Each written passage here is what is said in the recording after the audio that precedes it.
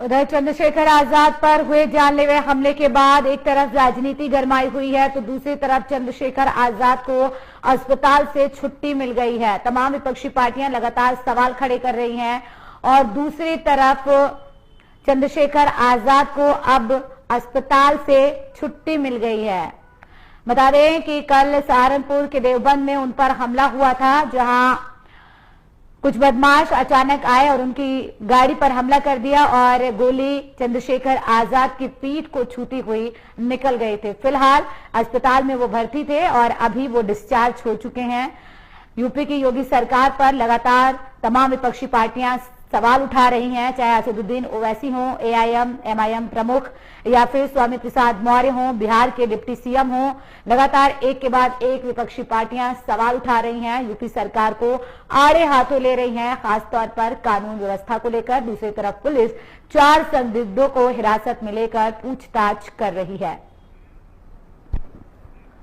अधिक जानकारी के साथ संवाददाता गुलफाम सहारनपुर से लाइव जुड़ चुके हैं। गुलफाम, जिस तरीके से ये हमला हुआ, ये काफी बड़ा हमला हो सकता था, बाल बाल चंद्रशेखर बचे हैं। इस पूरे मामले को लेकर अभी तक की अपडेट क्या है? पुलिस ने जिन 4 संदिग्धों को हिरासत में लिया था, उनसे पूछताछ में क्या कुछ सामने आया है?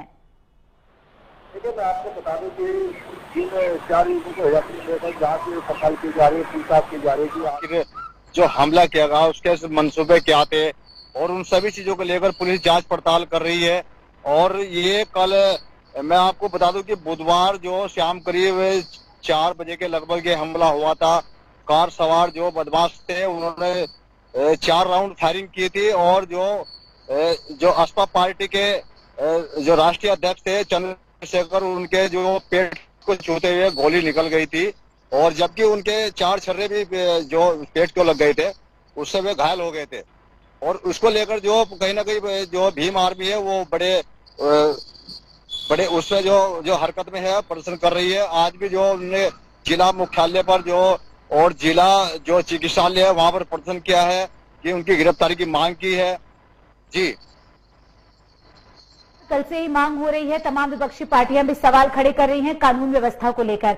जाहिर है जिस तरीके से एक के बाद एक घटनाएं सामने आ रही हैं, पुलिस पर सवालिया निशान खड़े होते हैं कि आखिर पुलिस प्रशासन क्या कर रहा है, उत्तर प्रदेश में ये क्या चल रहा है। इस तरह से राजनीतिक पार्टियों के जो मुखिया हैं या राजनीतिक पार्टियों के जो नेता हैं, उन पर इस तरीके से हमला होगा तो फिर आम जनता कहां जाएगी, अपने आप को सुरक्षित कैसे महसूस करेगी? जी बिल्कुल देखिए, जब कल से जब हमला हुआ था तो जनपद को पूरी तरह से हाईलाइट कर देगा। जगह जगह पुलिस प्रशासन के द्वारा चेकिंग कराई दी गई थी और कहीं ना कहीं जब ये मामला निकल के आया था कि जो कार सवार जो युवक थे, वो जो उनकी गाड़ी का नंबर था हरियाणा नंबर से ट्रेस किया गया, तो वो कहीं देवबंद क्षेत्र में ही गाड़ी को, एक गांव देवबंद क्षेत्र में पड़ता है, वहीं पर वो गाड़ी मिली है और देवबंद क्षेत्र के एक युवक को और उसके अलावा 2 युवक को हिरासत में लेकर पूछताछ की जा रही है। यदि हम भीम आर्मी की बात करें तो भीम आर्मी भी कहीं ना कहीं जो आंदोलन कर रही है कि जो अब तक जो गिरफ्तारी, जो हत्यारे थे उनकी गिरफ्तारी नहीं हुई, जो जिनके मंसूबे थे कि आखिरकार मंसूबे क्या थे, जिन्होंने उन पर हमला किया, गोली चलाई है। के प्रयास को लेकर मामला दर्ज हुआ है। गुलफाम, मैं आपको यहाँ पे करेक्ट कर दूं, हत्या के प्रयास को लेकर मामला दर्ज हुआ है। हत्या नहीं हुई है, लेकिन जिस इरादे से वो लोग आए हुए थे, उनके मंसूबों पर जिस तरह से पानी फिरा है, लेकिन जिस तरह से गोली चलाई गई है, अचानक से उनका काफिला गुजर रहा था और गाड़ी पे जिस तरीके से वो गोली लगी है और चंद्रशेखर आजाद को पीठ को छूती हुई निकली है, वाकई में ये कहीं ना कहीं साजिश रची गई थी। लेकिन क्या पता चल पाया है कि आखिर ये लोग कौन थे और किस इरादे से यहाँ पर चंद्रशेखर आजाद पर हमला करने के लिए आए थे? जी देखिए, अभी पूछताछ जारी है। पुलिस जो 3 संदिग्ध युवकों को लेकर जो पूछताछ कर रही है, अभी तक कोई मामला अभी तक जो स्पष्ट निकल के नहीं आया कि आखिरकार उनके मंसूबे क्या थे। बाकी पुलिस जांच कर रही है, पूछताछ कर रही है, कहीं ना कहीं जो मामला संदिग्ध है।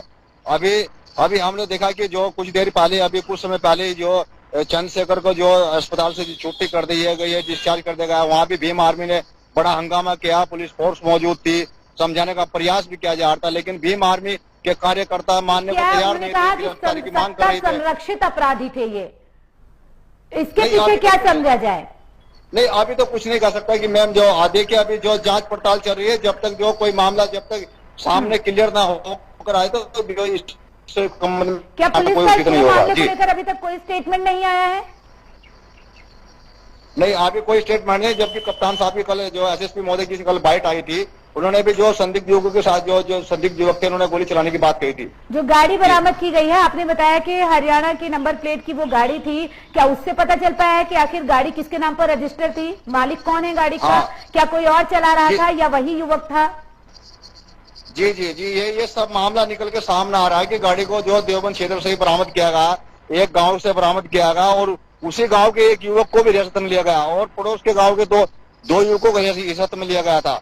इसके अलावा उनसे जांच की जा रही है, पड़ताल की जा रही है, पूछताछ की जा रही है कि आखिर ये गाड़ी कहाँ से आई थी, किसके नाम थी और किससे ये बरामद की गई है। जी, यानी कि ये पूरा जांच का विषय है। गुलफाम, नजर बनाए रखिएगा। बहुत शुक्रिया तमाम जानकारी के लिए।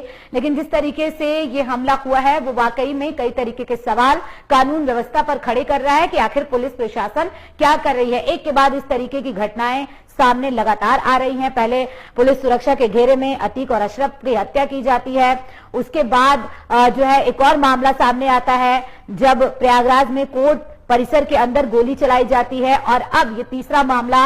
महज 2 महीने में इस तरीके की घटनाएं पुलिस पर सवालिया निशान खड़े कर रही हैं।